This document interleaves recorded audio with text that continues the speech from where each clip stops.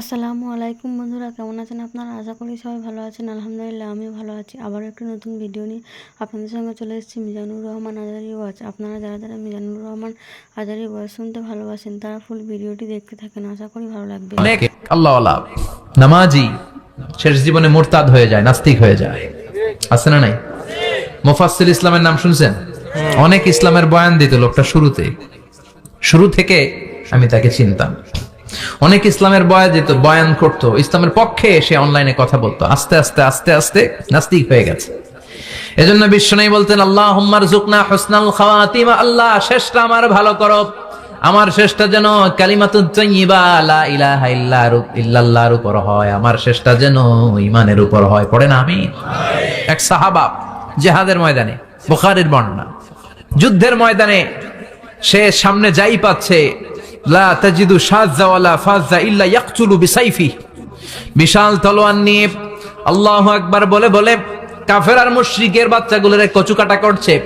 সাহাবীরা দেখে পেছন থেকে বাহাবা দেয়, নবীর কাছে এসে খুশ খবর দেয়, ও নবী দেখেন আপনার সাহাবী দিন কায়েমের আন্দোলনে কালিমার পতাকাটারে জমিনের বুকে পতপত করে উড়ানোর জন্য কেমন করে যুদ্ধের ময়দানে, জিহাদের ময়দানে কাফের আর মুশরিকদেরকে কচুকাটা করছে। নবী দেখেন আজকের জিহাদের ময়দানে যুদ্ধের সব সওয়াব আল্লাহ এই সাহাবীরই দিয়ে দিবে। বিশ্বনবী বললেন, হুয়া ফিন্নার, সে জাহান্নামে যাবে। সাহাবীরা তো অবাক, জীবন বাজি রেখে তলোয়ার নিয়ে কাফেরদের সাথে যুদ্ধে ময়দানের মধ্যে লিপ্ত, একটার পর একটা কাফের গুলোরে হত্যা করে জাহান্নামের মেহমান করে পাঠিয়ে দিচ্ছে। এই লোকটা কেমন করে জাহান্নামী হয়? বিশ্বনবী বললেন, হুয়া ফিন নার, এই লোকটা জাহান্নামে যাবে, এরে কেউ বাঁচাতে পারবে না, জাহান্নামী। এক সাহাবী মনে মনে বলল, এই লোকটা কেমন করে জাহান্নামী হয়, আমি তার পেছনে পেছনে দেখবো তার শেষ পর্যন্ত কি ঘটে, কারণ নবী যা বলে এটা তো কোনোদিন মিথ্যা হতে পারে। সাহাবী লুকিয়ে লুকিয়ে তার পিছু নিল, দেখলো যুদ্ধ করতে করতে জিহাদের ময়দানে শত্রুদের মাঝখানে ঘাটির ভেতরে সে মারতে মারতে চলে গিয়েছে, মারতে মারতে কাফেরদের মাঝখানে এমন জায়গায় চলে গিয়েছে চারদিক থেকে কাফেররা তাকে ঘেরাও দিয়ে ফেলেছে। এবার আর সে পারে না, দীর্ঘ সময় যুদ্ধ করতে করতে এবার ক্লান্ত শ্রান্ত, এবার নিজেও মারে আবার মাইরও খায়। হঠাৎ এক কাফেরের তলোয়ারের আঘাতে তার ডান হাত নাই, এক কোপে ডান হাতটা জমিনে পড়ে গিয়েছে, ফিনকে দিয়ে রক্ত, ব্লিডিং হতে হতে, রক্তপাত হতে হতে সাহাবী নিস্তেজ, আর পারে না, আর সহ্য করতে পারে না। শাহাদাতের জন্য অল্প একটু দেরি, এই অল্প একটু দেরি সাহাবীর আর সহ্য হয় নাই। ওই সাহাবী নিজের তলোয়ারটা জমিনের মধ্যে গেড়ে তলোয়ারের উপর ঝাঁপিয়ে পড়েছে। তলোয়ারের এক মাথা পেটের এইখান দিয়ে ঢুকে পিঠের ওই পাশ দিয়ে বের হয়েছে। যে সাহাবী পেছন থেকে ফলো করেছে সে বলে, আশহাদু আন্না মুহাম্মাদ রাসূলুল্লাহ, আল্লাহু আকবার। দৌড়ে এসে নবীর কাছে বলে, ও নবী, আপনি যে নবী, শেষ নবী, আখিরি জামানার পয়গম্বর, আপনি যে বিশ্ব নবী, কোনো সন্দেহ নাই, আমি নিজ চোখে চাক্ষুষ দেখে এসেছি আপনার ওই সাহাবা আত্মহত্যা করে দুনিয়া থেকে বিদায় হয়েছে। এজন্য শেষটা কার, শেষটা কিভাবে যায় আমরা জানি। এজন্য আল্লাহর কাছে আমরা ফরিয়াদ করি আমাদের মৃত্যু যেন ঈমানের মৃত্যু হয়। আমিন পড়েন, আর জোরে পড়েন আমিন। রব্বুল আলামিন স্পেশাল একটা ফেরেশতা বানিয়েছেন, তার নাম হলো ইসরাফিল আলাইহিস সালাম। কি নাম? ইসরাফিল আলাইহিস সালাম। এদিকে ইসরাফিল নামে কেউ আছে? হ্যাঁ, না থাকলো অনেকে রাখে ইসরাফিল নামটা, কিন্তু অনেকে রাখে। আজরাইল রাখে নাকি? না না, আজরাইল না। হ্যাঁ, আজরাইল রাখে না, ইসরাফিল কিন্তু রাখে। তো এই ফেরেশতাকে আল্লাহ তাআলা বিশাল একটা হুইসেলের ভিতরে, সাইরেনের ভেতরে 3টা ফুৎকার দেওয়ার জন্য তৈরি করেছেন। তার ডিউটি হচ্ছে তার গোটা জীবন জুড়ে সে হুইসেলের ভেতরে 3টা ফু দিবে। এটার বাংলায় বলে সিংগা। বাংলায় কি বলে? সিংগায় ফু দিবে কয়টা? চিল্লায় বলেন। এই ফেরেশতার পা দুটো হচ্ছে জমিনে, এই ফেরেশতার মাথা হচ্ছে আকাশেরও অনেক উপরে। সৃষ্টির পর থেকে এই ফেরেশতা ওই সিংগাটা, ওই বাঁশিটা তার 2 ঠোঁটের মাঝখানে লাগিয়ে আল্লাহর আরশের দিকে তাকিয়ে আছে, and just waiting for the green signal. আল্লাহর পক্ষ থেকে সিগন্যাল আসার অপেক্ষায় আছে যে আল্লাহ কখন বলবে যে ফু দে। সুবহানাল্লাহ। 3টা ফু দেওয়ার জন্য রব্বুল আলামিন একটা ফেরেশতা বানালেন, ইসরাফিল ফেরেশতা। সৃষ্টির শুরু থেকে বিশাল সিংগাটাকে, সাইরেনটাকে, ট্রাম্পিটটাকে 2 ঠোঁটের মাঝখানে লাগিয়ে আল্লাহর আরশের দিকে তাকিয়ে আছে, কবে আমার প্রভু বলবে সাইরেনের মধ্যে বাঁশি বাজা। He is waiting.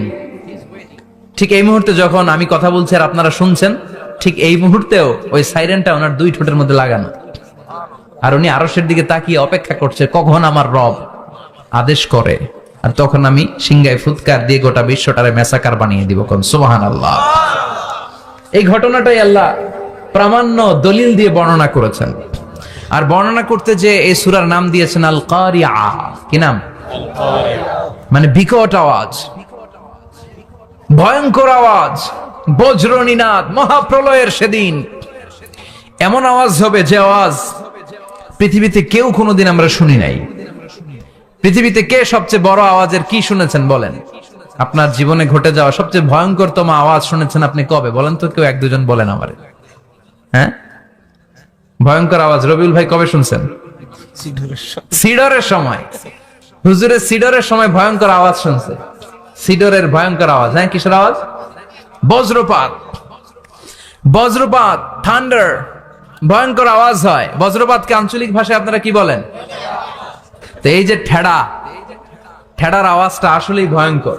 আমি বছরের বেশিরভাগ সময় জুড়ে থাকি মালয়েশিয়াতে। মালয়েশিয়ার পাশের দেশ সিঙ্গাপুর। পৃথিবীতে যেই কয়েকটা দেশে সবচেয়ে বেশি বজ্রপাত রেকর্ড করা হয় এর মধ্যে একটা হচ্ছে সিঙ্গাপুর, আর একটা হচ্ছে ভুটান। এই দেশগুলোতে সবচেয়ে বেশি বজ্রপাত পড়ে। ভয়ঙ্করতম বজ্রপাতের আওয়াজ। আসলে এই বজ্রপাতের আওয়াজ খুব বিকট আওয়াজ। আপনি ঠিকই বলেছেন। আর আপনাদের জীবনে ঘটে যাওয়া সবচেয়ে ভয়ঙ্করতম আওয়াজ কে কোন দিন শুনেছেন বলেন? আদনান গাজী ভাই, আপনি কি শুনছেন জীবনে সবচেয়ে ভয়ঙ্কর আওয়াজ? গাড়ির চাকা যদি ব্রাস্ট হয়, তাফসীর মাহফিলে যায় তো কমন পড়ে গেছে হুজুরের। তো রাতের বেলায় কিন্তু আমরা যারা ময়দানে কথা বলি, আমাদের এক জেলা থেকে আরেক জেলায় ঘুরতে হয়। ভবঘুরে জীবন আমাদের। কোরআনের বাণীকে পৌঁছে দেওয়ার দায়িত্ব আমরা নিয়েছি, বাণীবাহকের কাজ আমাদের। তো রাত্রিবেলা মাঝে মাঝে আমরা এরকম ট্রাকের টায়ার পাংচার হলে বিকট আওয়াজ হয়, রিক্সার টায়ার পাংচার হলে বিকট আওয়াজ হয়, মানুষ ভয় পেয়ে যায়। আসলেই অনেক বড় আওয়াজ। আর জীবনে কে কে আওয়াজ শুনেছেন? আওয়াজ হয় কিসে? জেনারেটর যদি ব্রাস্ট হয়, ট্রান্সমিটার যদি ব্রাস্ট হয়, আওয়াজ হয় না? আওয়াজ হয়।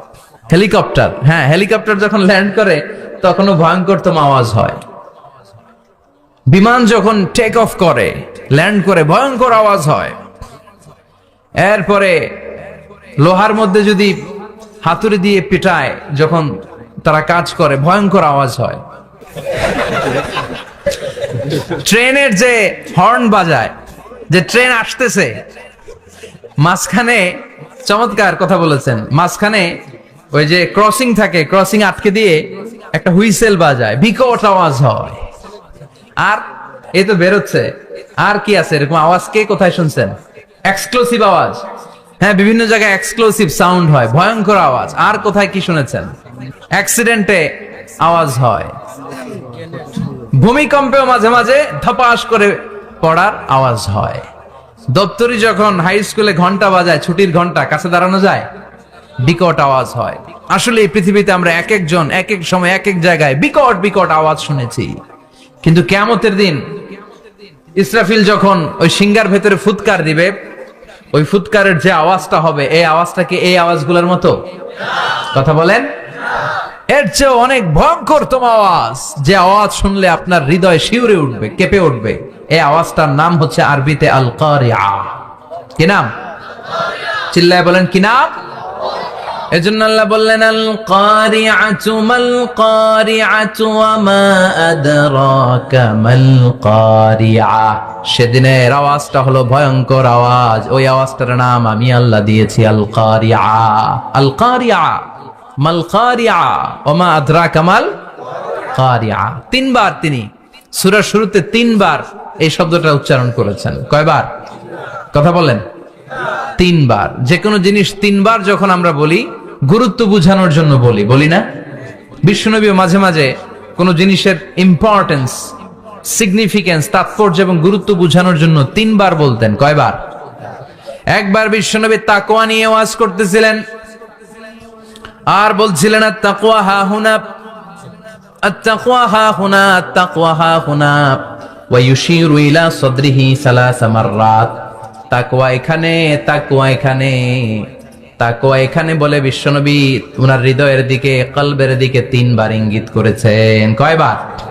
তাকওয়া মানে কার ভয়? আল্লাহর ভয়। আল্লাহর ভয় নিয়ে যখন ওয়াজ করছিলেন বিশ্বনবী বলছেন তাকওয়াটা এখানে এখানে এখানে। তেমনি মক্কাবাসীদের কাছে যখন সূরাতুল কারিয়া নাজিল হয়েছে, মক্কার কাফির মুশরিকদের দৃষ্টি আকর্ষণের জন্য আল্লাহ তাআলা এই সূরার শুরুতে আল কারিয়া শব্দটা 1 বার নয়, 2 বার নয়, 3 বার উল্লেখ করেছেন। পড়েন সুবহানাল্লাহ। আল্লাহ বললেন আল কারিআতু মাল কারিআতু ওয়া মা আদরাকা মাল কারিআ ইয়াউমা ইয়াকুনুন নাসু কাল ফারাশিল মাবথুস ওয়া তাকুনুল জিবালু কাল ইহনিল মানফুশ। সুবহানাল্লাহ পড়েন। আল্লাহ বললেন বিকট একটা আওয়াজ হবে, 3টা আওয়াজ করার জন্য, 3টা হুইসেল বাজানোর জন্য ইসরাফিলকে আমি বানালাম। প্রথম সিঙ্গার ফুৎকার যখন ইসরাফিল ফেরেশতা হুইসেলের মধ্যে দিয়ে দিবে, তখন যেই ভয়ঙ্কর শব্দটা হবে ওই শব্দটার নাম হলো আল কারিয়া। কি নাম? আল কারিয়া। ওটা দেওয়ার সাথে সাথে পুরো পৃথিবীটা লন্ডভন্ড হয়ে যাবে। এখন আমরা যেরকম আরামসে বসে আছি, ওই সময় পৃথিবীর অবস্থা এরকম থাকবে। আল্লাহ বললেন ইয়াউমা ইয়াকুনুন নাসু কাল ফারাশিল মাবথুস ওয়া তাকুনুল জিবালু কাল ইহনিল মানফুশ। সেদিন মানুষগুলো বিক্ষিপ্ত পতঙ্গের মতো নিক্ষিপ্ত হবে, পাহাড়গুলো ভেঙে খান খান হয়ে যাবে, তুলার মতো পাহাড় ধ্বনিত হতে থাকবে, তুলার মতো। সুবহানাল্লাহ পড়ে। মানুষগুলো ছিটকে পড়বে। এই পৃথিবীর মাধ্যাকর্ষণ শক্তি থাকার কারণে আমরা ছিটকে পড়ি না। এই যে বসে আছি, সবকিছু পৃথিবীর মধ্যে লেগে আছে। এটার কারণ দ্য গ্র্যাভিটেশনাল ল, গ্র্যাভিটেশনাল পাওয়ার। এটা পৃথিবীর সবকিছু তার কেন্দ্রের দিকে টেনে রাখে। কিন্তু কিয়ামতের দিন আল্লাহ পৃথিবীটারে ধরে যখন একটা ঝাঁকুনি দিবেন, একটা কাঁপুনি দিবেন, একটা ভাইব্রেশন দিবেন, একটা আর্থকোয়াক, একটা ভূমিকম্প দিবেন, মুহূর্তের মধ্যেই পুরো পৃথিবীর সবকিছু ছিটকে পড়ে যাবে। চিল্লায় পড়েন আল্লাহু আকবার। মানুষগুলো পৃথিবীতে বসে থাকতে পারবে না, দাঁড়িয়ে থাকতে পারবে না, ডানে বায়ে সামনে পিছনে কে কোথায় ছিটকে পড়বে কোনো ইয়ত্তা থাকবে না। কাল ফারাশিল মাবথুস।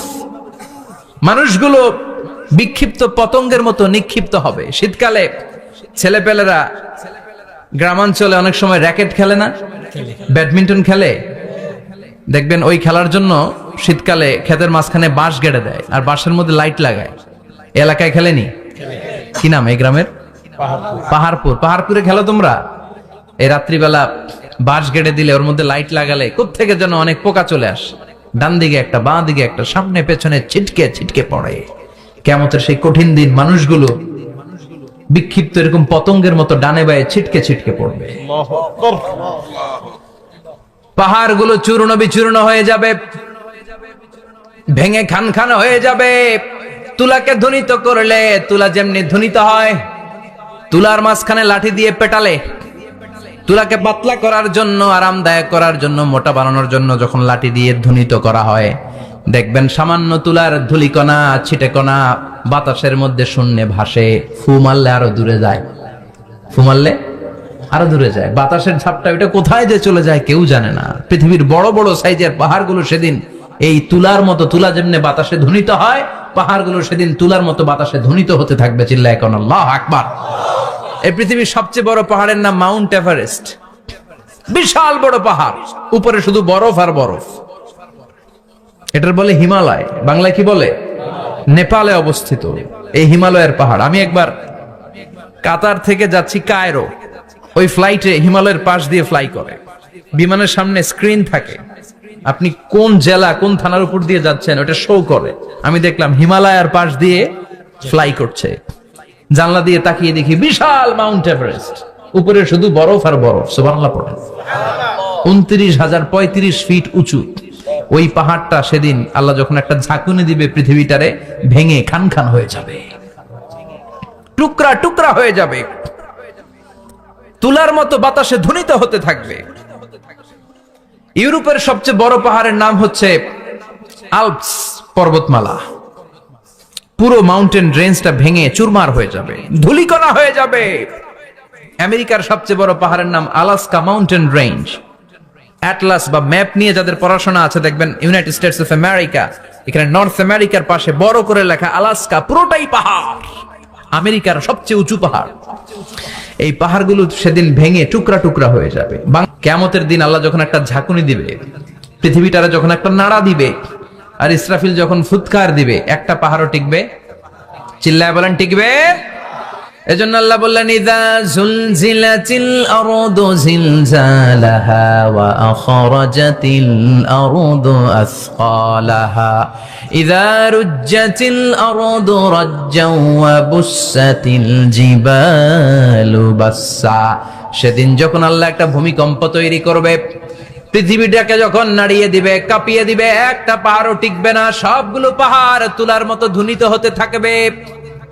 মানুষগুলো ছিন্ন বিচ্ছিন্ন হয়ে ডানে বায়ে ছিটকে পড়বে, চন্দ্র সূর্য আলো থাকবে না, মানুষের চোখগুলো ছানা বড়া হয়ে যাবে।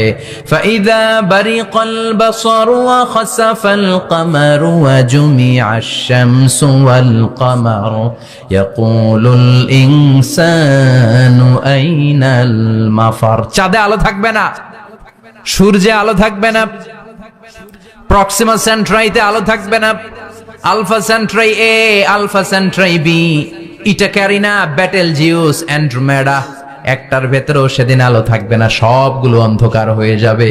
সাগরের পানির মধ্যে সেদিন দাউ দাউ করে আগুন জ্বলবে। সেই দিনটার নাম হচ্ছে আল কারিয়া।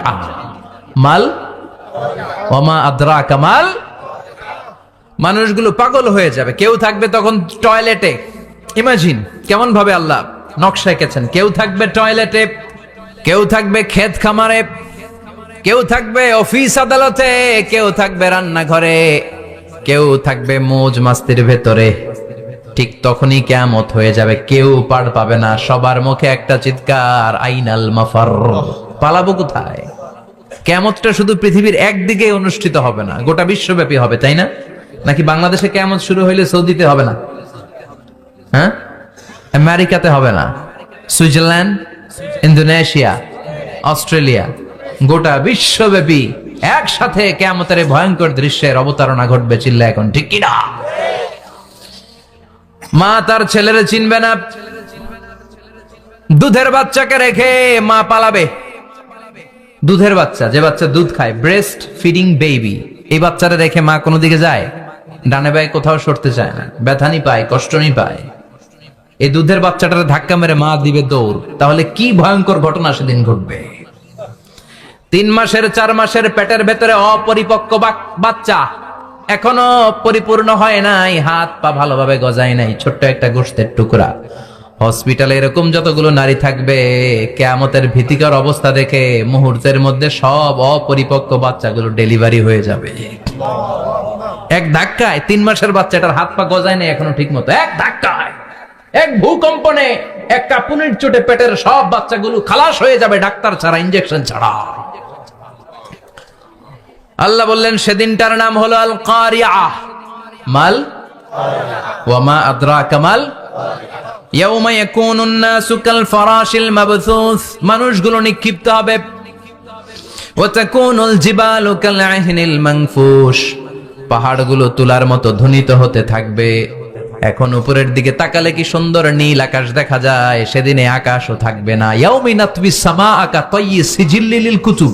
কোথায় আল্লাহ বললেন আল কারিআতু মাল কারিআতু ওয়া মা আদরাকা মাল কারিআ ইয়াউমা ইয়াকুনুন নাসু কাল ফারাশিল মাবথুস ওয়া তাকুনুল জিবালু কাল আহিনিল মানফুশ। কি দৃশ্য আল্লাহ আঁকলেন। প্রথমে একটা সাইরেন দেয়া হবে, দেয়ার সাথে সাথে ভেঙে চুরে সব সারখার, মানুষগুলো পাগলের মতো দৌড়াবে। ওমা হুম বিসুকারা ওয়ালাকিন্না আযাবাল্লাহি শাদীদ। মানুষগুলোর দৌড়াদৌড়ি দেখলে মনে হবে যে মাতালের মতো দৌড়াচ্ছে, রেড ওয়াইন খেয়ে, হুইস্কি খেয়ে, মদ খেয়ে পাগলের মতো দৌড়াচ্ছে। আসলে মদ খায় নাই, হুইস্কিও খায় নাই। সেদিন আল্লাহর আযাব এত ভয়ঙ্কর হবে, মানুষগুলো সব হয়রান হয়ে যাবে, মানুষগুলো পাগলের মতো দৌড়াবে। সাগরের পানিতে দাউ দাউ করে আগুন, স্যাটেলাইট ভেঙে খান খান, বিল্ডিং গুলো ভেঙে ভেঙে পড়ছে, পাহাড়গুলো ধ্বনিত হচ্ছে, গোটা বিশ্বব্যাপী বিকট আওয়াজ। পৃথিবীর যখন ঠিক এইরকম অবস্থা, আল্লাহ তাআলা ইসরাফিলকে বলবে, ইসরাফিল 3টা ফুৎকার দেওয়ার জন্য তোকে তৈরি করেছি, এবার দ্বিতীয় ফুৎকারটা দে। তাকে ফুৎকার দিতে হবে মোট কয়টা? আরো জোরে বলেন। সে কেবল একটা দিয়েছে, এবার দ্বিতীয় ফুৎকার দিবে। দ্বিতীয় ফুৎকার যখন সে দিবে, মুহূর্তের মধ্যে পৃথিবীর মধ্যে যত মানুষ আছে সবগুলো মরতে শুরু করবে, একটার পর একটা মালাকুল মাউত রুহু কবজ করতে শুরু করবে। মরবেন না শুধু একজন, চিল্লায় বলেন তিনি কে? কুল্লু মান আলাইহা ফানি ওয়া ইয়াবকা ওয়াজহু রাব্বিকা যুল জালালি ওয়াল ইকরাম ফাবিআইয়ি আলাই রাব্বিকুমা তুকাযযিবান। পৃথিবীর মধ্যে যা যা তোমরা দেখো সব হয়ে যাবে ফান। সব কি? ফান। আমরা বলি না ফানা ফানা, বলি ফানা ফানা হয়ে যাবে, কিছু থাকবে না, থাকবে একজন, চিল্লায় বলেন তিনি কে? এজন্য সব সময় আল্লাহর কাছে কামনা করবেন, আল্লাহ তুমি ঈমানের মরণ দাও। পড়ে না আমিন? ও আল্লাহ তুমি আমাদেরকে শাহাদাতের মরণ দাও। পড়ে না আমিন? ইসরাফিলকে আল্লাহ বানিয়েছিলেন সিংহায় 3টা ফুৎকার দেওয়ার জন্য। চিৎকার করে বলতে হবে কয়টা? দিছে কয়টা? বাকি আছে কয়টা? এবার রব্বুল আলামিন ইসরাফিলকে জীবিত করবেন, জীবিত করে বলবেন তাড়াতাড়ি 3য় ফুৎকার দিয়ে তোর ডিউটি শেষ কর। সুবহানাল্লাহ পড়েন। ইসরাফিল এবার 3য় ফুৎকার দিবে। 3য় ফুৎকার দেওয়ার সাথে সাথেই পৃথিবীর বিভিন্ন প্রান্ত থেকে, মহাবিশ্বের বিভিন্ন প্রান্ত থেকে মানুষের জিনগুলো দাঁড়াতে শুরু করবে। বিমান দুর্ঘটনায় যারা মারা গিয়েছে, ছাই হয়েছে, ছাই থেকে উঠে দাঁড়াবে। তিমি মাছের খাবার হয়ে সাগরের মধ্যে মিশে গিয়েছিল, সাগর থেকে দাঁড়াতে শুরু করবে। পাহাড়ের মধ্যে যারা মারা গিয়েছে, পাহাড় থেকে উঠবে। হিন্দুদের শ্মশানের মধ্যে যেখানে লাশ পোড়ানো হতো, ওখান থেকে দাঁড়াবে। মানুষগুলো কবর থেকে উঠবে, যে যেখানে মারা গিয়েছে সেখান থেকে দাঁড়াবে। মিনহা খালাকনাকুম ওয়া ফিহা নুঈদুকুম ওয়া মিনহা নুখরিজুকুম তারাতান উখরা। মাটি থেকে বানালাম, মাটির কবরে পাঠালাম, আবার মাটির কবর থেকে দাঁড় করায় দিবে কে? মানুষগুলো দাঁড়াবে। মুমিন বান্দারা চোখ কচলাতে কচলাতে বলবে মান বাআসানা মিন মারকাদিনা। قالوا من بعثنا من مرقدنا هذا ما وعد الرحمن وصدق المرسلون। মুমিন বান্দারা চোখ ডলতে ডলতে বলবে ঘুম ভাঙালো কে? আমার ঘুম ভাঙালো কে? মুমিনরা, আপনারা দাদা আসছে আনন্দের ঘুম দিবেন সেদিন কবরে। 3টা প্রশ্ন আপনারে করা হবে। মার রব্বুক, তোর রবের নাম কি? তোমার ধর্মের নাম কি? এই লোকটারে চিনো নাকি? ওনার নাম কি?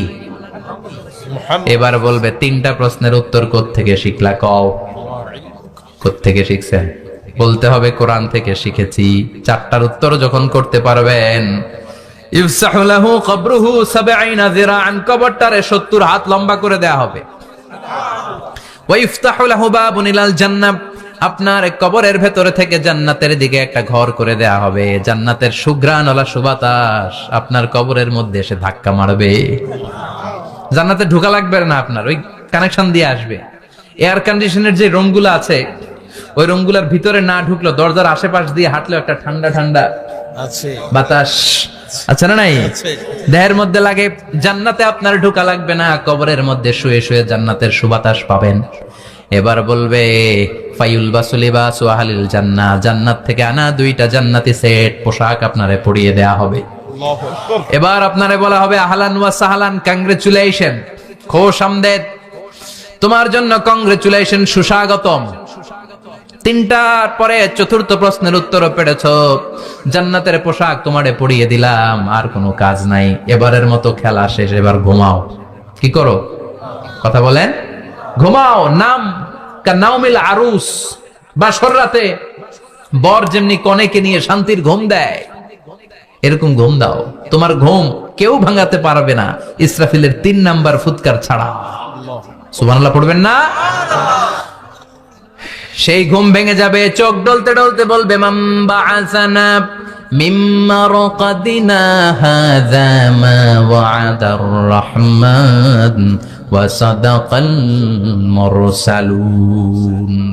চোখ ডলতে ডলতে বলবে কে আমাদের ঘুম ভাঙালো? ফেরেশতারা বলবে হাযা মা ওয়া'দার রহমান, এটা সেই দিন যে দিনের ওয়াদা দিয়েছে কে? আজকের দিনটা হলো ফাইনাল দিন। আজকের খেলাটা হবে ফাইনাল খেলা, দ্য ফাইনাল ডে। আজকে বিচারের দিন। ওই যে শুনছিলা জাররা জাররা বিচার হবে, ওই বিচার আজকে অনুষ্ঠিত হবে। পৃথিবীর বুকে যে বিচারগুলো হয় নাই সেদিন ওই বিচারগুলো করবে কে? দ্য ডে অফ কিয়ামা, আল কারিআ, মাল ওয়া মা আদরাকা মাল। বিশ্বনবী বলেন উলঙ্গ হয়ে দাঁড়াবে সব। ইহশারুন নাসু ইয়াউমাল কিয়ামাতি হুফাতান উরাতান মুশাতান গুরলা। সেদিন মানুষগুলো উলঙ্গ, গায়ে জামা নাই, পেটে দানা পানি নাই, পায়ের মধ্যে জুতা নাই, সব উলঙ্গ। ভাবতেছেন না খালি শুনতেছেন? ভাবতেছেন যে ওই দিন আপনিও দাঁড়াবেন, আমিও দাঁড়াবো, আমাদের সবাইকে দাঁড়াতে হবে। অবশ্যম্ভাবী। ওইটা থেকে পার পাওয়ার কোনো সুযোগ আমাদের নাই। চিল্লা এখন ঠিক কিনা? আল্লাহ বললেন কাআন সাফসাফা লা তারা ফিহা আওয়াজান ওয়ালা আমতা। Level playing field. এক জায়গা থেকে কোটি কোটি মানুষ এক নজরে দেখা যাবে। সবগুলো উলঙ্গের মতো দৌড়াবে, পেটে দানা পানি নাই, খাওয়া দাওয়া নাই, ক্লান্ত শ্রান্ত পেরেশান। মাথার সূর্যটা, আকাশের সূর্যটা একেবারে মাথার কাছে চলে আসবে। আল্লাহর আরশের ছায়া ছাড়া সেদিন কেউ কোনো ছায়া পাবে না। আল্লাহ এই কঠিন দিন তোমার আরশের নিচে এই গুনাহগার বান্দাদেরকে তুমি ছায়া করে দিও। আল্লাহর আরশের ছায়া ছাড়া সেদিন কোনো ছায়া নাই। সূর্যের তাপে মাথার মগজগুলো ভাতের মাড়ের মতো গলে গলে নাকের ছিদ্র দিয়ে কানের ছিদ্র দিয়ে বেয়ে বেয়ে পড়বে। মানুষগুলো ক্লান্ত শ্রান্ত পেরেশান, ক্ষুধার জ্বালায় তৃষ্ণার জ্বালায় জিহ্বাটা বের হয়ে যাবে। 50,000 বছর হবে সে দিনটা লম্বা। কয় হাজার? 50,000 বছর। পাগল হয়ে যাবে মানুষ, পাগল। মা আয়েশা বললেন ইয়া রাসূলুল্লাহ, ইয়া হাবিবাল্লাহ, ভয়ঙ্কর সেদিন মানুষগুলো দাঁড়াবে, নারী পুরুষ কারো গায়ে জামা নাই। তাহলে কি মানুষের লজ্জা লাগবে না? Don't they feel any shy, any shame? No shame. কোনো লজ্জা থাকবে না? কাপড় না থাকলে লজ্জা লাগার কথা না? মায়ে সেটাই বললেন নবী, ওই কঠিন দিন কারো গায়ে জামা নাই, তাহলে কি লজ্জা শরমের কোনো ব্যাপার নাই? বিশ্বনবী বলেন আয়েশা রে, ওই দিনটা এত ভয়ঙ্কর, কার গায়ে জামা আছে কার গায়ে নাই টেরও পাওয়া যাবে না। ইয়াউমা ইয়াফিরুল মারউ মিন আখিহি ওয়া উম্মিহি ওয়া আবি। নিজের সাথে মিলান, সবাই নিজের নিজের মায়ের সাথে মিলান। সেদিন ভাইকে দেখে ভাই পালাবে। আপনার ভাইকে আপনি পরিচয় না দিয়ে পালিয়ে যাবেন। আপনার ছোট বোনটারে দেখে পরিচয় না দিয়ে আপনি দৌড়াবেন। আপনার কলিজার টুকরা সন্তানটারে নাকি আপনি চিনবেন না। আপনার প্রিয়তমা স্ত্রী আপনারে চিনবে না, আপনি তারে চিনবেন না। বাবা আপনারে পরিচয় দিবে না, মা পরিচয় দিবে না। যেই মা ছেলের জন্য নিজের জীবন বিলিয়ে দেয়, আছে না নাই? যেই বাবা ছেলের সন্তানের কল্যাণের জন্য নিজের জীবনটারেও বিলিয়ে দিতে কুণ্ঠাবোধ করে না, ওই বাবা ছেলেরে পরিচয় দিবে না। মা মেয়েরে চিনবে না, বন্ধু বন্ধুরে চিনবে না, পীর সাহেব মুরিদরে চিনবে না, মুরিদ পীর সাহেবরে চিনবে না, মুসল্লি ইমাম সাহেবকে চিনবে না, ইমাম মুসল্লিকে চিনবে না, নেতা কর্মীরে চিনবে না, কর্মী নেতারে চিনবে না, কেউ কাউরে চিনবে না। সাধারণ মানুষ আপনারে কি করবে? নবীরাও বলবে ইয়া নাফসি। সব নবীর মুখের জিকির ইয়া নাফসি, ইয়া নাফসি। বিশ্ব নবীর উপর নাজিল হলো তাব্বাত ইয়াদা আবি লাহাবিউ ওয়া তাব। ধ্বংস হোক, নিপাত যাক আবু লাহাবের 2 হাত। সবাই বলেন ধ্বংস হোক, নিপাত যাক আবু লাহাবের। আবু লাহাবের বিবি বিশ্বনবীর চাচি উম্মে জামিল লাঠি নিয়ে ঘর থেকে বের হয়ে বলে আতাইনা ওয়া কালাইনা ওয়া আমরাহু আসাইনা। আজকে মুহাম্মদের 12টা বাজিয়ে ছাড়াবো। এত সাহস মুহাম্মদ পায় কোত্থেকে? আমার স্বামীর বিরুদ্ধে কোরআনের আয়াত বানায়। মুহাম্মদরে যেইখানে পাবো মুহাম্মদরে সাইজ করব। বিশ্বনবী ওনার সাথী আবু বকরকে নিয়ে মক্কার কাবা ঘরের এক পাশে বসে রয়েছেন। উম্মে জামিল লাঠি নিয়ে তেড়ে এসেছে বিশ্বনবীকে মারার জন্য। সাইয়েদনা আবু বকর বললেন, নবী আপনি দৌড়ে পালান, আপনার চাচি আপনারে অপমান করবে, হাজার হাজার মানুষের সামনে লাঠি পেটা করবে। বিশ্বনবী বললেন, আবু বকর চিন্তা করো না। বিশ্বনবী পড়তে আরম্ভ করলেন ইয়াসিন ওয়াল কুরআনিল হাকীম ইন্নাকা লামিনাল মুরসালিনা আলা সিরাতিম মুস্তাকিম। আল্লাহু আকবার। বিশ্বনবীর চাচি এসে আবু বকরকে কয়, আবু বকর আইনা মুহাম্মদ, মুহাম্মদ কই? মুহাম্মদ কই? কিন্তু মুহাম্মদ পাশেই বসা আছে না নাই? আছে। বিশ্বনবীর চাচির চোখটারে তাৎক্ষণিকের জন্য অন্ধ করে দিয়েছে কে?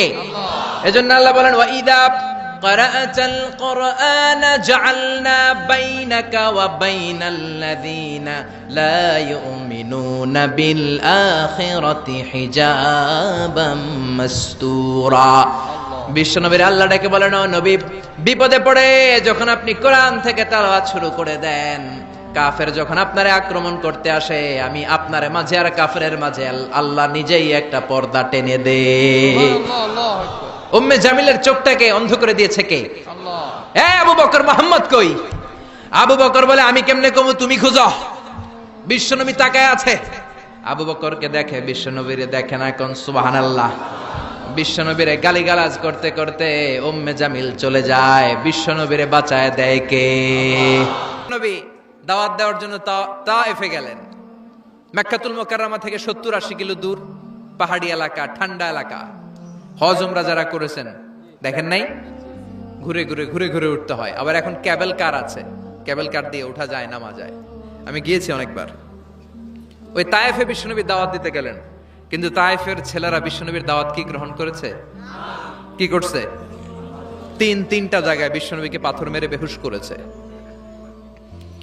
তিনটা জায়গায় বিশ্বনবী নিজের কোনো স্বার্থের জন্য যায় নাই, তায়েফের লোকরা যাতে জাহান্নামের আগুনে না জ্বলে ওদেরকে বাঁচানোর জন্য গিয়েছিলেন, ঠিক কিনা?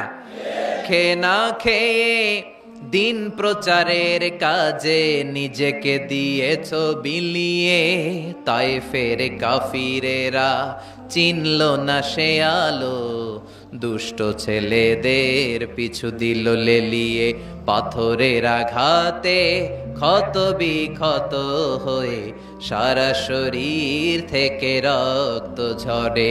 হে রাসূল তোমাকে ভুলি আমি কেমন করে, হে রাসূল তোমাকে ভুলি আমি কেমন করে।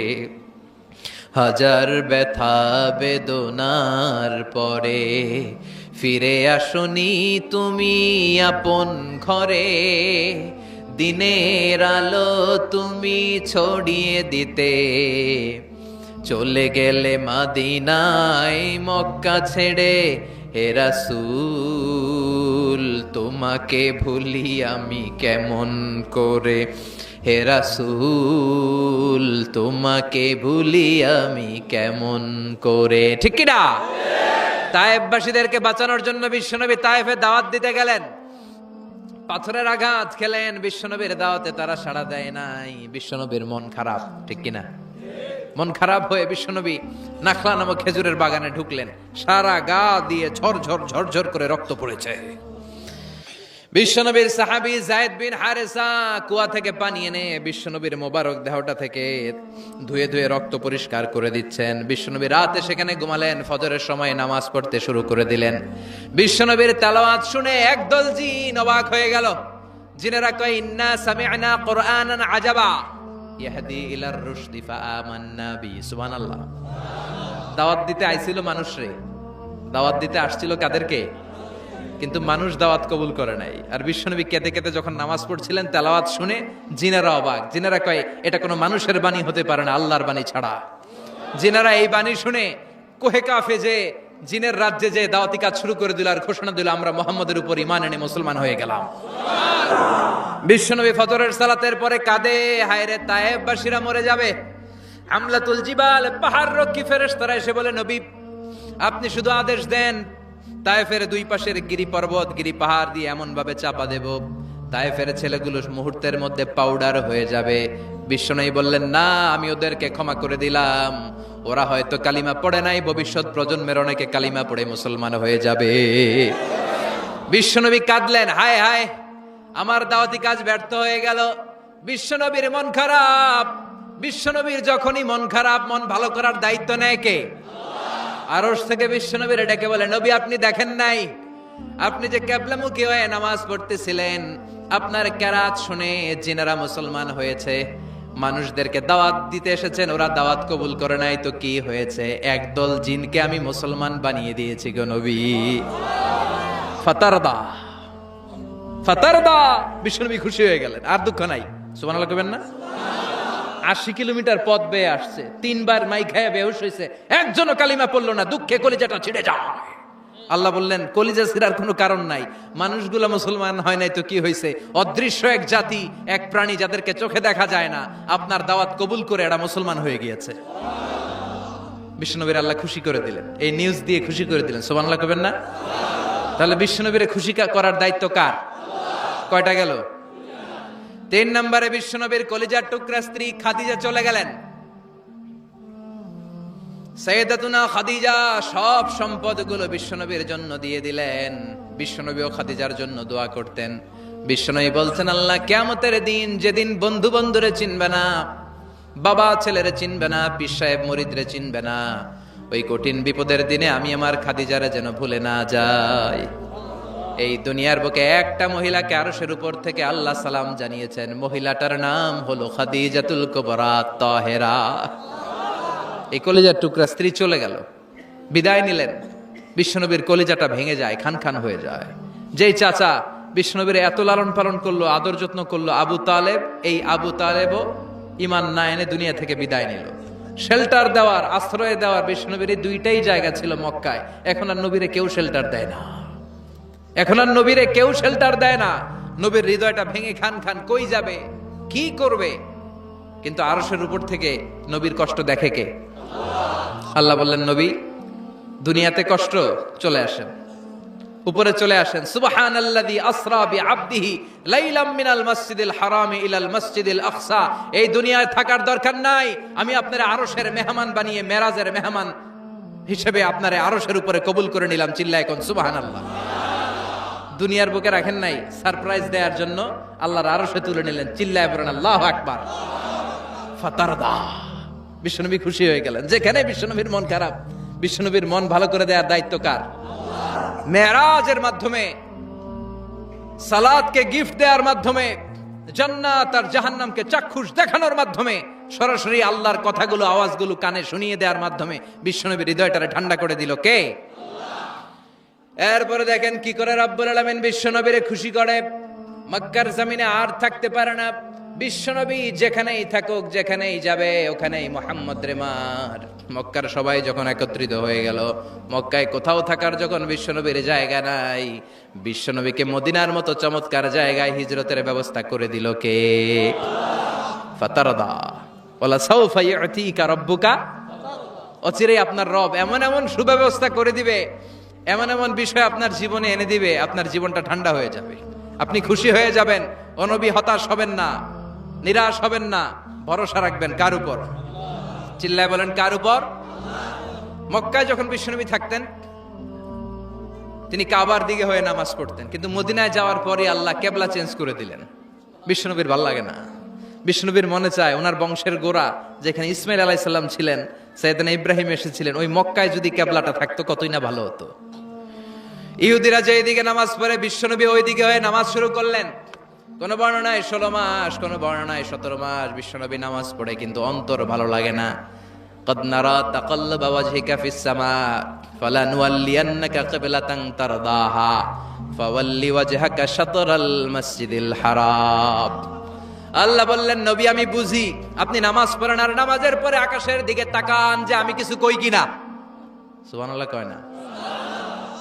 আমি কেবলা পরিবর্তনের ব্যাপারে কোনো আয়াত পাঠাই কিনা? নবী আপনার দরদ, আপনার কষ্ট আমি বুঝতে পেরেছি। 17 মাস আপনারে পরীক্ষা করলাম, আর না, আমার আর সহ্য হয় না। কালকে থেকে কাবার দিকে আপনার কেবলা পরিবর্তন করে নামাজ শুরু করে দেন গো নবী। ফাওয়াল্লি ওয়াজহাকা শাতরাল মসজিদিল হারাম, টু দ্য ডাইরেকশন অফ কিবলা। যেখানেই থাকেন না কেন, হাইসুমা কুনতুম ফাওয়াল্লু উজুহাকুম শাতরা, এখন থেকে যেখানেই থাকেন আর বাইতুল মুকাদ্দাসের দিকে নয়, কাবার দিকে মুখ ফিরিয়ে নামাজ পড়বেন। কবুল করে নিব কে? ওয়ালা সাউফা ইউতিকা রাব্বুকা। অচিরে আপনার রব আপনার এমন এমন জিনিস দিবে, আপনি খুশি হয়ে যাবেন। খুশির ঠেলায় আহা, আর দুঃখ থাকে না, একটার পর একটা দুঃখ, ঝঞ্ঝা, কষ্ট, বাধা আসতে থাকে, আর আল্লাহ সেইটাকে শান্তি আর ভালোবাসার সমীরণ বাতাসে পরিণত করে দেয়। চিল্লায় বলেন ঠিক কিনা? এরপরে মদিনাতে যে উম্মতের জন্য টেনশনের শেষ নাই। বসে বসে বিশ্বনবী ভাবে, আগের জামানার উম্মতেরা কেউ হায়াত পেয়েছে 500 বছর, কেউ পেয়েছে 1000 বছর, কেউ পেয়েছে 2000 বছর। আর আমার গুনাহগার উম্মতের অবস্থা বিশ্বনবী নিজেই বলেছেন, আমারু উম্মতি মা বাইনা 60 ইলা 70। আমার উম্মতের গড় বয়স হবে 60 থেকে 70 বছর। 60 থেকে 70 মধ্যে আমরা সব মইরা শেষ, ঠিক কি না? সাভারের কি অবস্থা? 120 বছর 30 বছর নাকি? হ্যাঁ, 60-70 মধ্যেই শেষ। বিষ্ণু বললেন আমারু উম্মতি মা বাইনা 60 ইলা 70। আমার উম্মতেরা 60 থেকে 70 মধ্যে মরে যাবে। আর আগের উম্মতেরা 500-700 বছরে ইবাদত করে করে ওরা তো আগে জান্নাতে চলে যাবে। কি কষ্ট বিষ্ণু নবীর হৃদয়ের ভিতরে।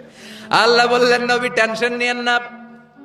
আগের উম্মতেরা হায়াত পেয়েছে 1000 বছর, 1500 বছর বেশি ইবাদত করেছে। আপনার উম্মতেরা হায়াত পাবে 60 বছর, 70 বছর। কিন্তু এমন জিনিস এখন আপনারে দিয়ে দেব, আপনার উম্মত সব উম্মতের উপর ফাস্ট হয়ে যাবে। ইন্না আনজালনাহু ফি লাইলাতিল কদরি ওয়া মা আদরাকা মা লাইলাতুল কদর। লাইলাতুল কদরি খায়রুম মিন আলফি শাহর। সুবহানাল্লাহ। ভিডিওটি ভালো লাগলে একটি লাইক, কমেন্ট ও শেয়ার করে পাশে থাকবেন বন্ধুরা। যারা যারা শেষ পর্যন্ত ভিডিওটি দেখেন তাদের জন্য অনেক অনেক ভালোবাসা থাকলো বন্ধুরা। আরও নতুন নতুন ভিডিও পেয়ে চ্যানেলটিকে সাবস্ক্রাইব করে পাশে থাকবেন বন্ধুরা। ভালো থাকবেন, ধন্যবাদ।